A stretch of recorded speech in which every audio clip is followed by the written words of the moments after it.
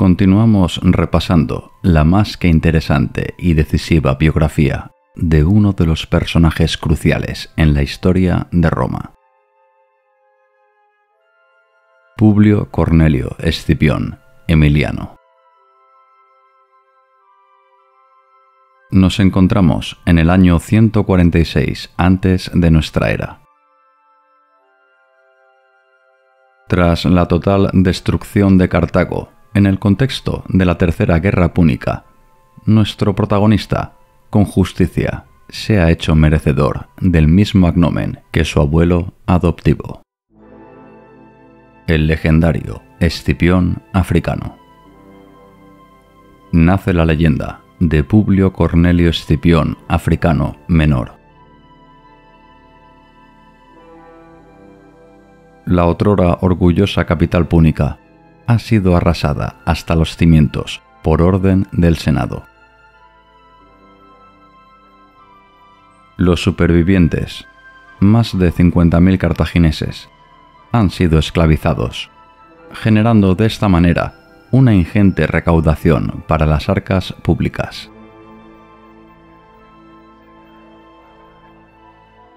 Sin duda, Escipión Emiliano es el héroe del momento. Desde la atalaya que ordenó construir para vigilar con vista de halcón la sangrienta toma de Cartago, Escipión sonríe. Como buen general, no le gusta dejar nada al azar. Siempre va un paso más adelante que sus enemigos.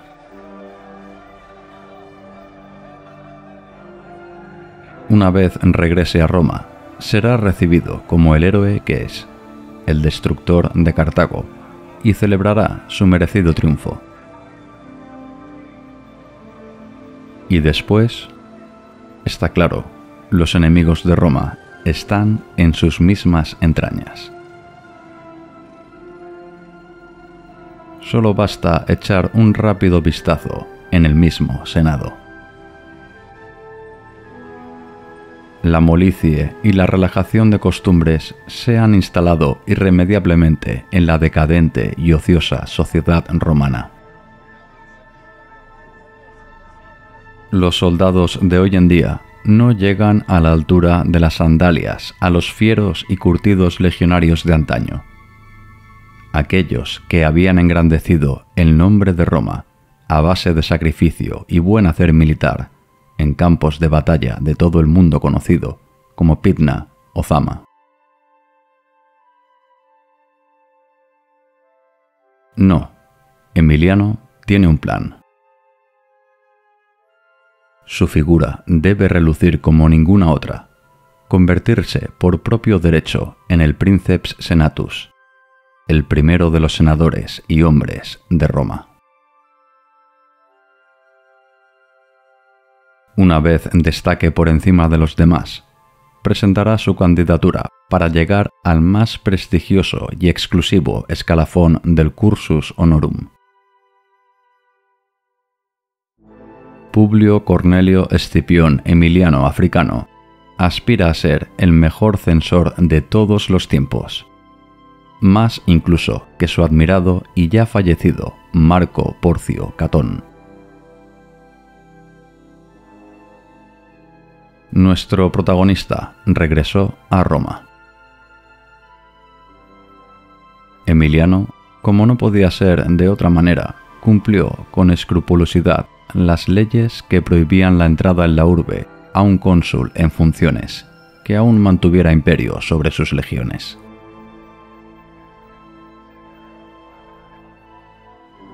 El flamante africano se hospedó con este fin por unos días en la Villa Pública de Roma, edificio erigido en el campo de Marte. Emiliano recibió la visita de sus principales clientes y los senadores con los que mantenía una estrecha relación. Entre estos, como no, sobresalían Cayo Lelio hijo y Quinto Fabio Máximo, su hermano natural, adoptado por la gens Fabia.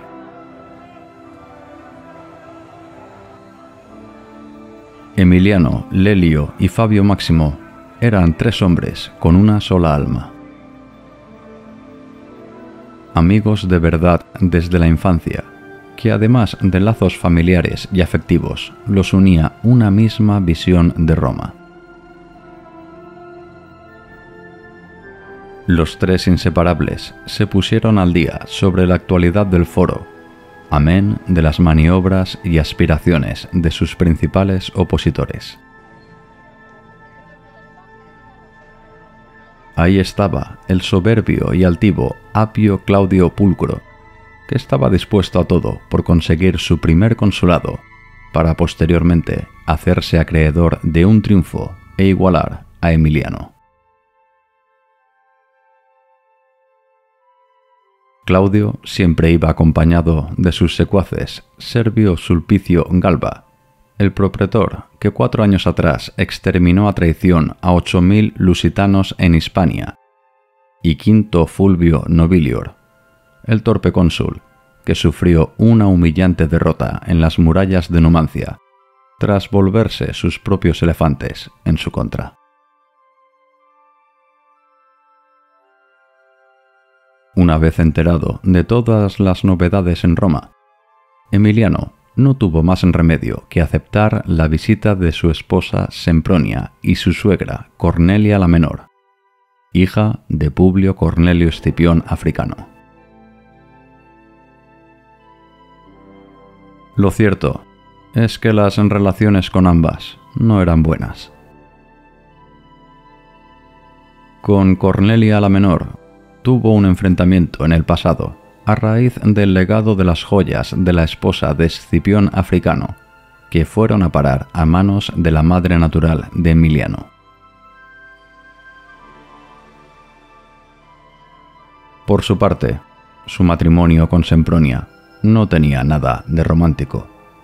Solamente primó el fin de estrechar lazos familiares entre la gens Sempronia y los Escipiones.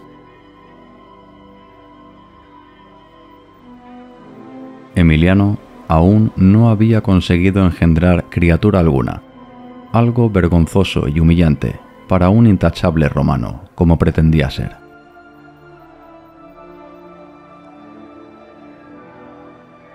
Escipión Emiliano celebró su fastuoso triunfo, acompañado de sus fieles legionarios, que no cesaron de entonar el famoso cántico «Io triunfe».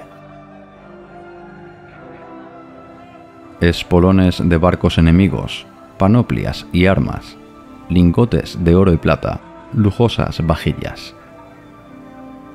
Todo lo arrebatado en Cartago a los odiados gugas. Así llamaban los romanos a los cartagineses. Todo esto fue exhibido durante el fastuoso triunfo del vencedor de los púnicos.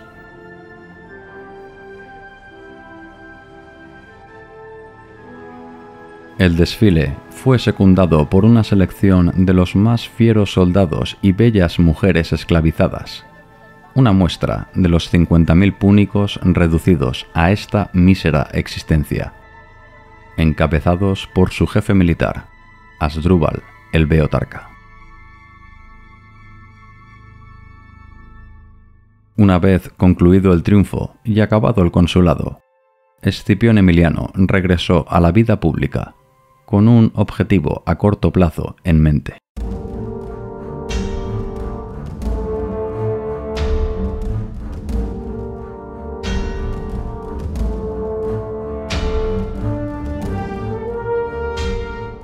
Desde Hispania no cesaban de llegar noticias sobre una concatenación de desastres militares sufridos a manos de los lusitanos, encabezados por un simple pastor de cabras llamado Viriato. Los pretores Cayo Betilio y Cayo Plaucio se habían mostrado como incapaces a la hora de hacer frente a esos endemoniados bandidos que ejercían la guerra de guerrillas con maestría. Si Emiliano pretendía llegar a censor, primero debería cubrir de gloria a sus hombres cercanos. Su hermano, Quinto Fabio Máximo, en el año 145, fue elegido como cónsul en la Hispania Ulterior, secundado en la distancia por Cayo Lelio, nombrado pretor en la Citerior. Si bien el hermano de Emiliano no consiguió dar caza en sus 2 años de proconsulado al escurridizo caudillo lusitano, lo cierto es que tiene el honor de ser el primer general romano que derrotó en una batalla a Viriato, el cual no tuvo más remedio que deshacerse de importantes enclaves meridionales arrebatados a Roma. Cabe destacar que el segundo excepcional año proconsular de Quinto Fabio Máximo fue debido en gran parte a la astucia política de Escipión Emiliano. Lucio Aurelio Cota y Servio Sulpicio Galba, satélites del poderoso Claudio Pulcro, fueron elegidos como los 2 cónsules del año. Ambos pretendían el gobierno de la Hispania Ulterior, con el único fin de dar caza y captura a Viriato, para de esta manera poder acrecentar su prestigio político y militar. Pero en el momento del sorteo del destino, ambos cónsules no se pusieron de acuerdo.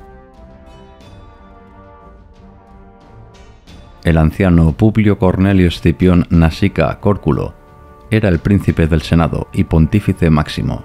En resumen, la figura de más autoridad en toda Roma. Ante la falta de acuerdo entre los 2 cónsules, Emiliano supo meter baza de manera precisa, alegando sus respectivos dudosos antecedentes y la evidente falta de sintonía entre ambos. Roma no podía demorar más esta crucial decisión por una pueril lucha de egos. Lo más sencillo era prorrogar por 1 año más el mandato de su hermano en la Hispania Ulterior.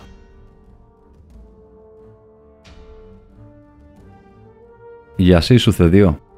Nasica Córculo, también del clan de los Escipiones, consintió con la propuesta.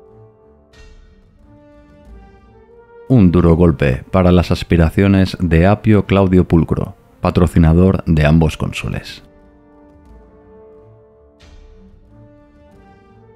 Pero el orgulloso miembro de la familia Claudia era un hueso duro de roer. No estaba dispuesto a ceder ni 1 milímetro en su particular carrera con Emiliano por llegar a ser el más prestigioso de los ciudadanos de Roma. Apio Claudio consiguió su anhelado primer consulado en el año 143, justo cuando regresaron Cayo Lelio y Quinto Fabio Máximo de Hispania. Claudio no deseaba caer en el incierto y peligroso consulado hispano, así que cedió tal arriesgado honor a su colega Quinto Cecilio Metelo Macedónico. El archirrival de Emiliano simplemente optó por ejercer de mediador en un conflicto que mantenían los salasos, aliados de Roma, con sus vecinos galos. Claudio Pulcro se las ideó para ofender a los salasos. Tan solo necesitaba 5.000 enemigos abatidos para ser merecedor de un triunfo. Lo cierto es que lo consiguió, pero a costa de una dolorosa derrota militar, excusada en unos supuestos ritos sagrados mal ejecutados. Claudio, poseedor de una gran fortuna personal, no tuvo reparos a la hora de costearse su propio triunfo, aún y los recelos del Senado. Y a punto estuvo de ser arrestado durante la celebración de su triunfo por un tribuno de la plebe llamado Tito Didio, contratado, como no, por Escipión Emiliano. Claudio olió la jugada de su rival y apostó todo a la baza de su hija, Claudia la Mayor, vestal de Roma e intocable por cualquier ciudadano, so pena capital. La interpuso en el momento justo en que el tribuno de la plebe se disponía a agarrarlo del brazo para llevarlo preso.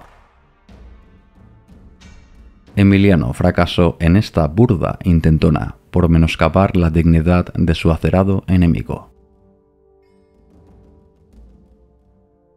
De esta manera, llegamos al 142 antes de nuestra era, año de elecciones censorias, que se celebraban cada lustro. Como no podía ser de otra manera, Escipión Emiliano y Apio Claudio Pulcro optaron a la única plaza de cónsul patricio. Nuestro protagonista ganó por amplia mayoría. Escipión Emiliano podía arrogarse el mérito de ser uno de los censores más jóvenes en toda la historia de la República Romana. Apenas con 43 años, ya había llegado a la cima del cursus honorum.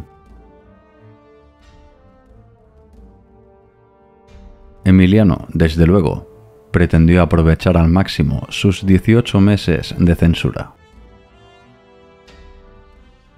Las funciones de un censor eran de una relevancia absoluta. Elaborar el censo, dictaminar quién merecía o no ser ciudadano, caballero o senador, analizar las obras públicas que debían ser sufragadas por el Estado e incluso convertirse en juez máximo sobre la moralidad y las costumbres de Roma.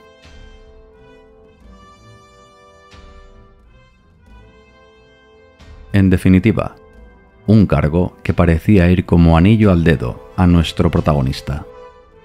Digno sucesor del fallecido Catón el Viejo, Escipión Emiliano incendió Roma con su primer discurso como censor, titulado Oratio quam dixit in censuracum ad maiorum mores populum hortaretur, cuya traducción aproximada viene a ser el discurso que dijo en la censura cuando exhortó al pueblo a las costumbres de sus antepasados.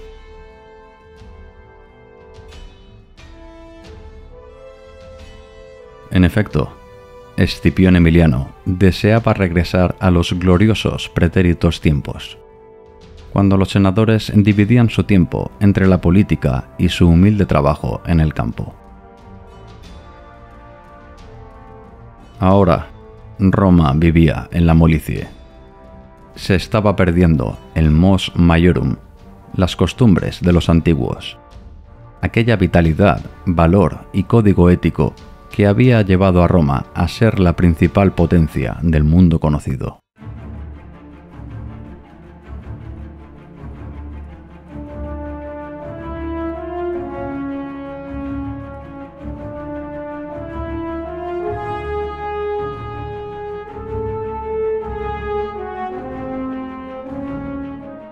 De bien seguro que más de un senador o caballero tembló al oír las duras amenazas de Emiliano.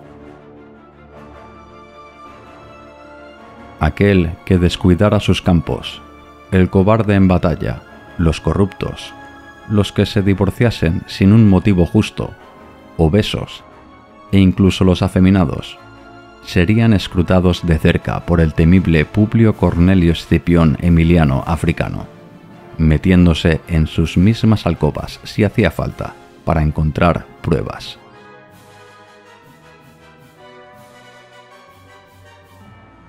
Si el omnipotente censor descubriera una mínima falta, no le temblaría la mano a la hora de sustraer el cargo de senador, caballero o incluso la ciudadanía a aquellos que no cumplieran con su severo código moral. Y lo cierto es que las encendidas palabras de Emiliano no fueron una simple bravata.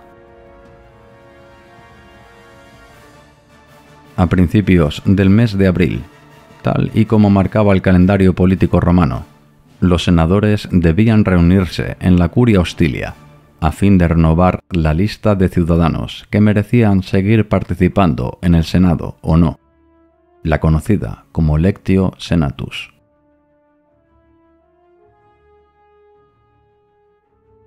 Publio Sulpicio Galo, un senador de poca monta, fue el cabeza de turco escogido por el vencedor de Cartago para comenzar a aplicar su estricto código moral. En todo el foro de Roma era conocido el suntuoso tren de vida en que vivía Sulpicio Galo, derrochador y amante de todos los placeres, vistiendo a la manera griega y siendo más que pública su inclinación por los jóvenes efebos. Emiliano estaba más que dispuesto a retirarle el cargo senatorial. Incluso así se lo hizo saber ante la atenta y perpleja mirada de todos los padres conscriptos. Pero ahí estaba Lucio Mumio, el censor plebeyo, prestigioso hombre nuevo que a base de coraje militar en la guerra aquea había conseguido ser el primero en su familia en llegar al cargo de cónsul y censor. Mumio era una rara avis del Senado, un político independiente, ajeno a las eternas conspiraciones entre las rancias familias que arrastraban rencillas desde los mismos tiempos de la fundación de Roma. Tan solo bastaron 4 letras. Veto. Lucio Mumio no estaba dispuesto a enemistarse con nadie durante su gloriosa censura. Los planes de nuestro ambicioso protagonista se vinieron abajo. Su colega censor tenía el poder de vetar todas aquellas propuestas que considerase excesivas o inoportunas. La censura de Publio Cornelio Escipión Emiliano Africano se tradujo en un rotundo fracaso.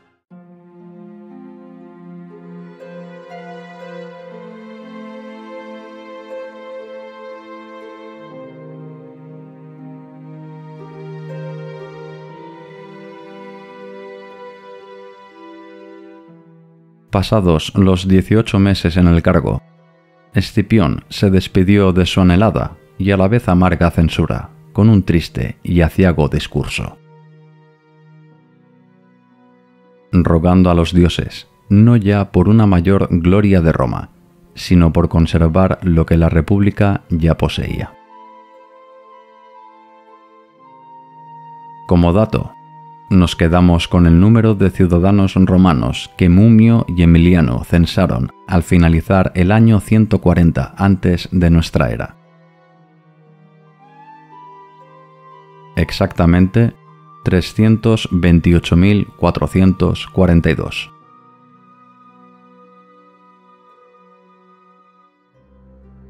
Pero a estas alturas del relato ya conocemos bien al personaje.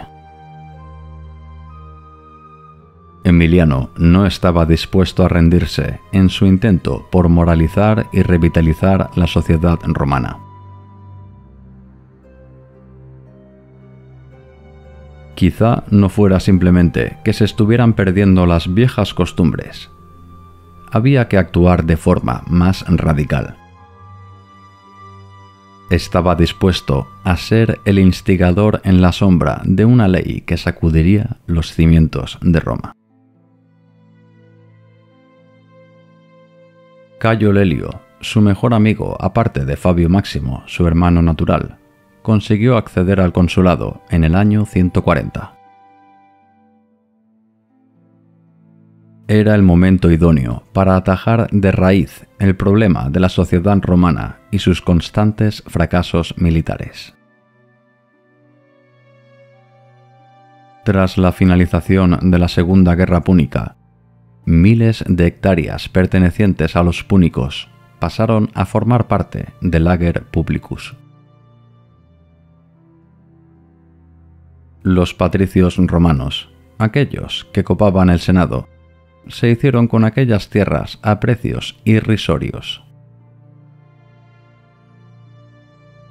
La victoria definitiva sobre Cartago se tradujo en 50.000 esclavos nuevos que entraron en el mercado, bajando considerablemente el precio que se pagaba por ellos. Los magnates romanos aumentaron su fortuna agraria gracias al bajo coste que significaba la vida de un esclavo. Apenas eran dignamente alimentados y vivían en condiciones decentes. Rentaba mucho más explotarlos sin piedad por un par de años y después comprar uno nuevo.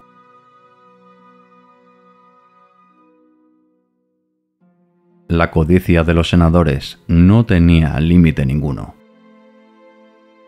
Muchos legionarios licenciados y campesinos se vieron obligados a vender sus propiedades por precios muy por debajo del mercado. Y suerte de aquellos que percibieron algo de dinero. La mayoría eran expulsados de sus tierras con maniobras arteras. La ciudad de Roma fue la receptora de todos estos miserables expatriados. Miles de hombres y mujeres que vagabundeaban por las calles en búsqueda de algún sestercio, llenando sus buches con el cereal barato subvencionado procedente de la Anona. Para alistarse en la legión romana era necesario ser poseedor de tierras. Sin hombres libres terratenientes, no existirían futuros legionarios. Además que los soldados en activo ya no luchaban por ninguna causa.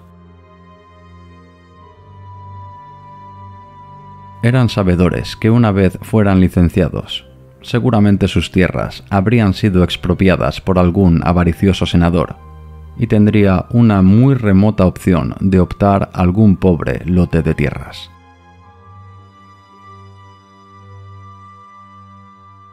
Sin legionarios y motivación por luchar por su tierra, en sentido literal, inexorablemente, Roma se arruinaría.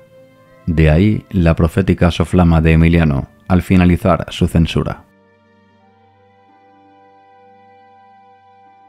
Emiliano, Fabio Máximo y el cónsul Lelio pergeñaron los detalles de la Rogatio Laelia Agraria, un anteproyecto de ley que sentó las bases sobre la distribución del ager publicus, un tema que siempre que había salido a colación desembocó en graves disturbios.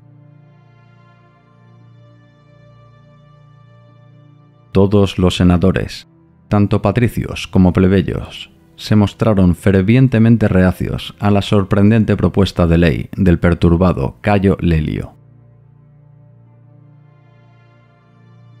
¿Quién era él para osar arrebatarles sus tierras en las cuales tantos millones de sestercios habían invertido?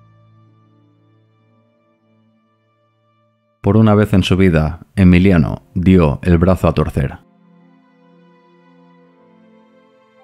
Él mismo era poseedor de numerosas tierras en la rica y fértil Campania y Sicilia.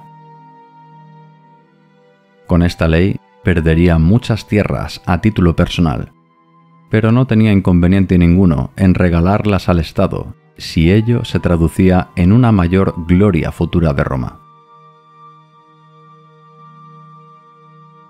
Escipión Nasica el joven, primo de Emiliano, se mostró como el más feroz detractor de la Rogatio Laelia Agraria.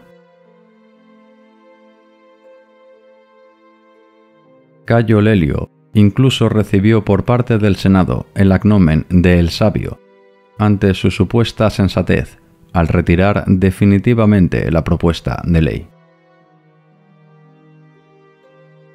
No había nada que hacer.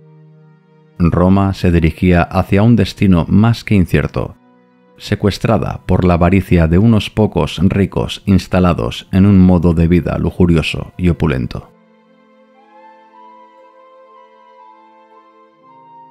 Escipión Emiliano, al igual que su abuelo adoptivo, seguramente estuvo tentado en abandonar su querida Roma, pero en lugar de ello optó por una especie de retiro temporal.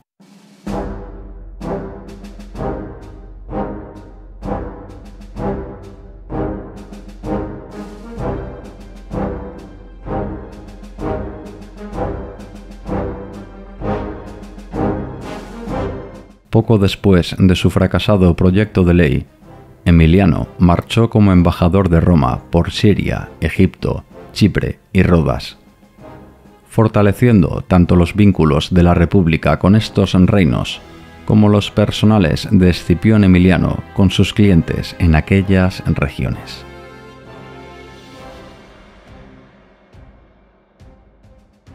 Emiliano, emulando a Catón durante su pretura en Cerdeña, tan solo se hizo acompañar de una comitiva de 5 esclavos a su cargo. No supondría ningún gasto para las arcas republicanas.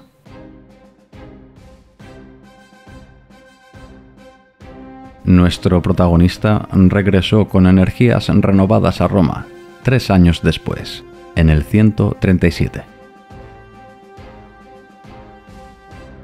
A sus 48 años ya había completado su ciclo como persona pública. Cónsul con glorioso triunfo y censor, pero de veras que ansiaba volver al ámbito militar, rodeado de sus pretores, centuriones y fieles legionarios, en vez de pérfidos y corruptos senadores. Pero las estrictas leyes romanas, más en concreto la lex de consulatu non iterando, imposibilitaba que cualquier ciudadano optara a un nuevo consulado, cargo que Emiliano obtuvo 12 años atrás en la campaña contra Cartago. Roma se encontraba en relativa paz con sus múltiples vecinos. El tenaz Viriato ya había sido liquidado gracias a las maniobras diplomáticas pergeñadas por Quinto Servilio Cepión, el cual sobornó a Audax, Ditalcón y Minuro, los lugartenientes de Viriato, para que conspirasen contra el líder lusitano.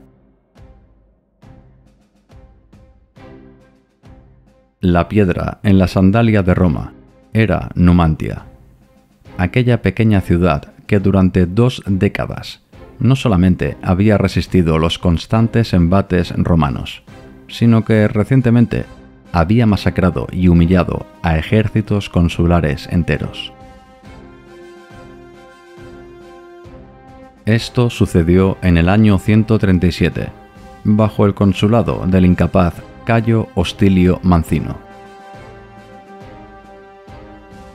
Los numantinos acosaron y lograron sacar de su campamento a un fenomenal ejército de 20.000 soldados romanos e itálicos y otro tanto de tropas auxiliares.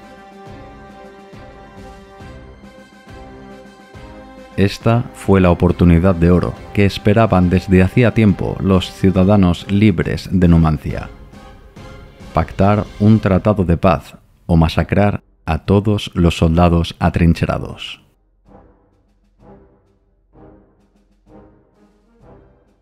Los numantinos solo se fiaban de la palabra de un hombre, Tiberio Sempronio Graco, que en aquel momento ejercía como cuestor de Mancino.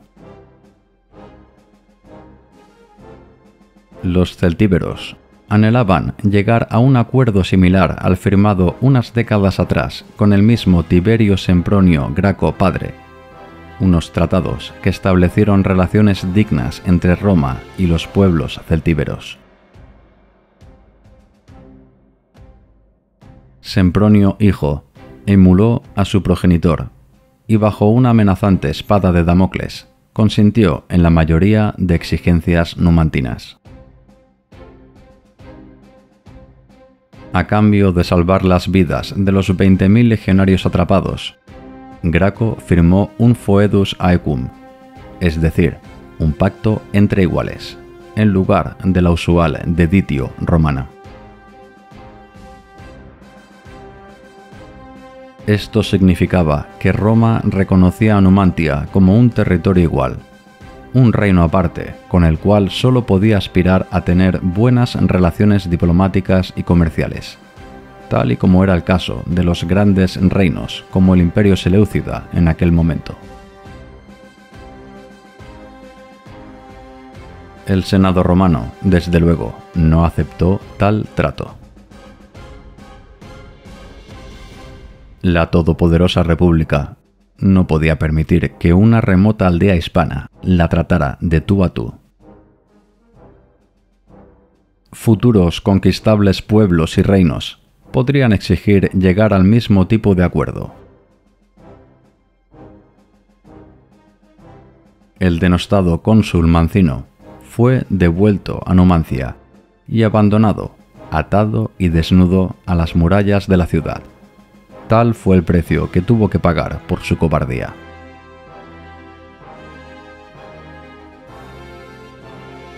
Este desastre militar fue el tipo de noticia que Escipión estaba esperando. No dudó en situarse en el bando de los senadores que criticaron y censuraron el foedus de Tiberio Sempronio Graco, aún y ser su cuñado.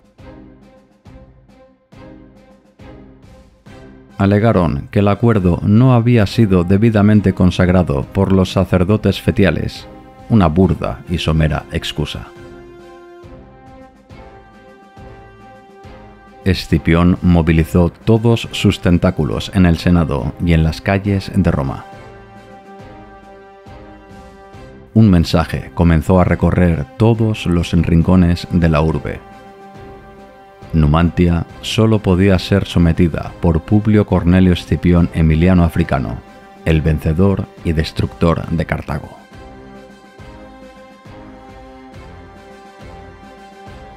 Pero Emiliano nunca pidió tal cargo. Deseaba que el pueblo lo reclamara. Así sucedió una mañana en el campo de Marte, cuando nuestro protagonista acudió como acompañante de su sobrino Quinto Fabio Máximo. De manera espontánea, entre comillas, ya saben, los allí congregados clamaron contra la vergüenza acaecida en Numancia y la necesidad de que un Escipión volviera de nuevo a restituir el honor de la República. Cientos de gargantas pidieron a Escipión Emiliano que aceptara el mando de las legiones en la Hispania Citerior. Pero Emiliano se negó. La lex de consulato non iterando imposibilitaba que cualquier ciudadano optara a un nuevo consulado, y él, el más fiel custodio de las costumbres romanas, no estaba dispuesto a quebrantar sus leyes. Evidentemente, todo era un teatro. Incluso los detractores de Emiliano aceptaron la modificación de la ley. ¿Quién sabe? Quizá con suerte Emiliano desaparecería de una vez por todas en ese pozo negro en que se había convertido Hispania. De esta manera, en el año 134, Escipión Emiliano fue de nuevo elegido como cónsul con mando en las depauperadas y desmotivadas legiones acuarteladas en la Hispania Citerior. El conquistador de Cartago marcha a tierras celtíberas con un único pensamiento en mente. Numancia correrá la misma suerte que Cartago.